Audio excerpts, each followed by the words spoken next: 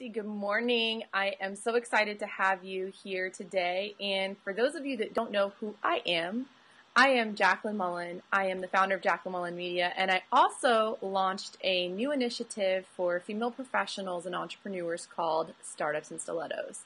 And Stacy was one of the first people I interviewed on my blog, so now we're trying to switch things up a bit and bring it to YouTube and MP3 as well.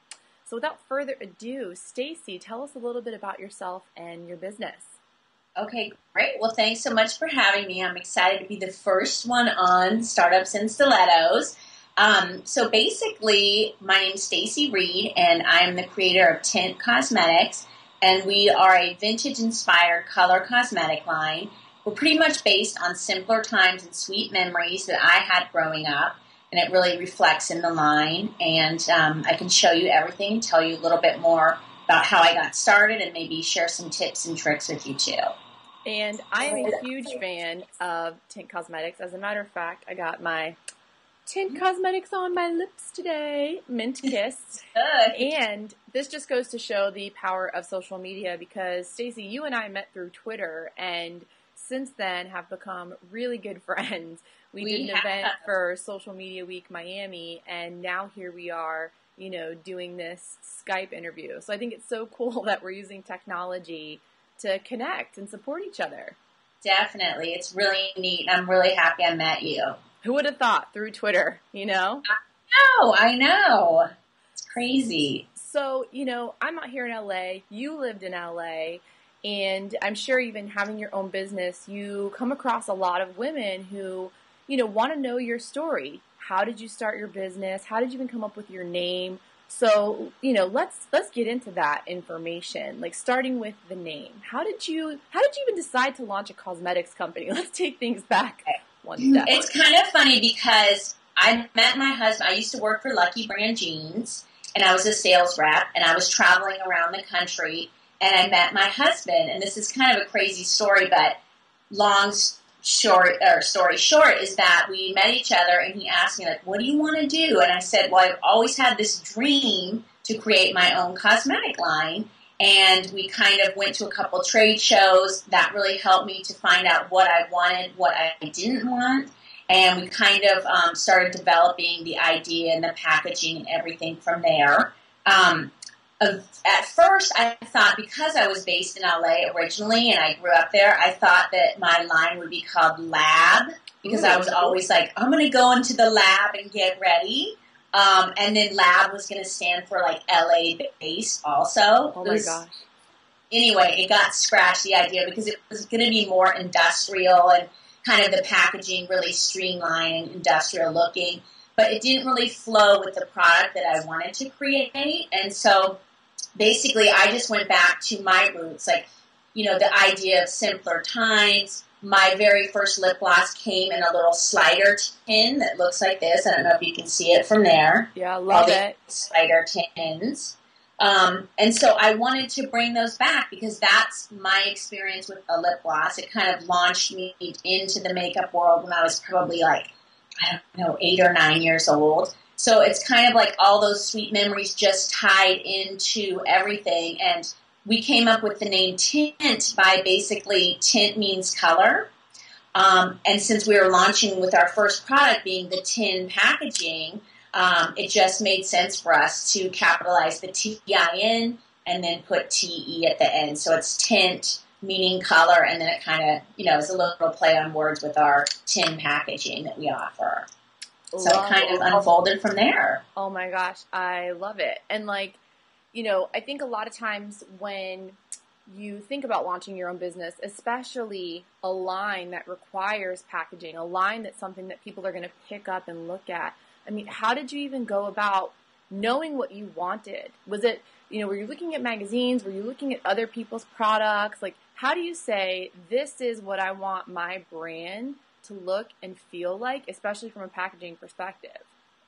Exactly. Well, I'm like a very girly girl, and I'm like one of those girls who will go shopping and I'll buy something because I think it's cute and unique and very boutique-y, things like that. So I like special things like that. Mm-hmm. And for me, my little slider tin was really the inspiration.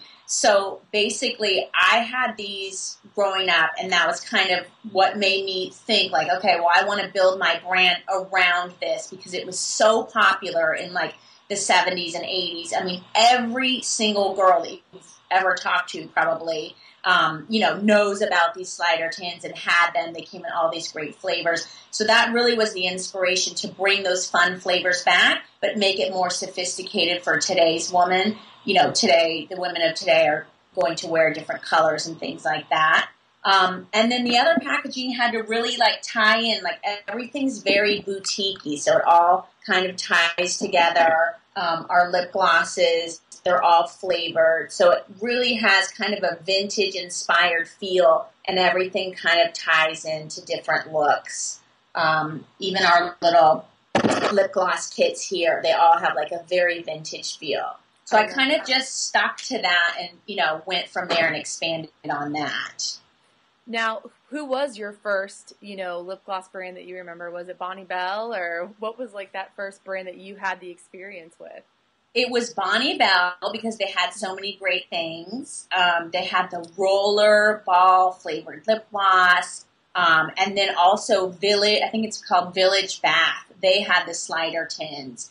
And I used to go down with my little friend and wait for the next flavor to arrive. And it was really like, I get like really crazy when I talk about it, but it's such great memories because it was so fun. Those like fun days of summer and all those sweet, like simpler times, if you know what I mean. So, it was really fun to kind of bring that back and get the reaction from other women saying, I remember these, and they have the same feeling. So it's nice to share that with others. I love that, especially how you're like, it was the summer, me and my friend used to go down and wait. Like, that's really making an impression. That's what we hope to do as entrepreneurs and as brands, really have somebody have a lasting impression of our product or experience. So it's true. And it's fun because now moms will call me and say, I was looking, I found you online because I was trying to show my daughter and, wants to order all our tins again. So it's kind of repeating itself. Now girls that are younger are coming back. Their moms are wearing it and then their daughters are going to be wearing it too. So it's really fun. I love that. I love that about the online space also. It's like, before if you would have had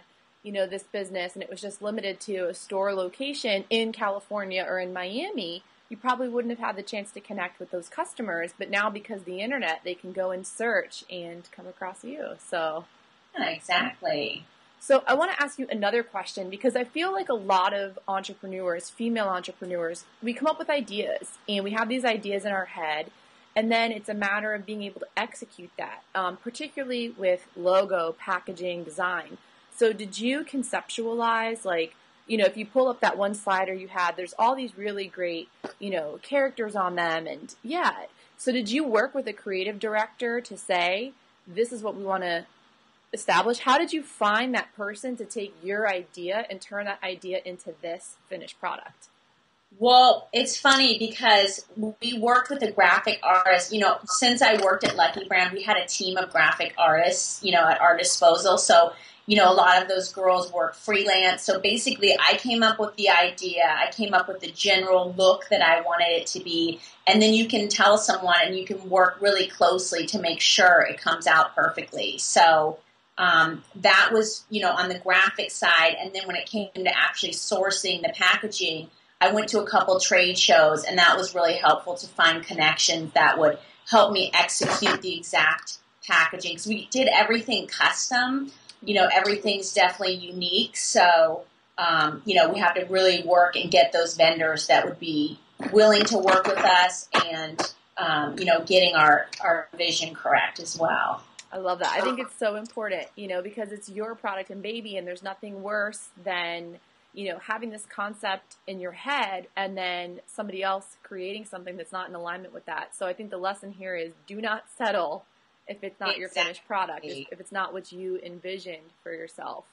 So, yeah, I think I drove people crazy probably at the beginning because I had to have it right. I was like insane, And what do you think, what was like the base point for you that said, I have it right? Was it a gut feeling? Was it feedback from like your friends and family? Like, how do you think entrepreneurs, female entrepreneurs or female professionals, what should they use as like that barometer of we've got it right?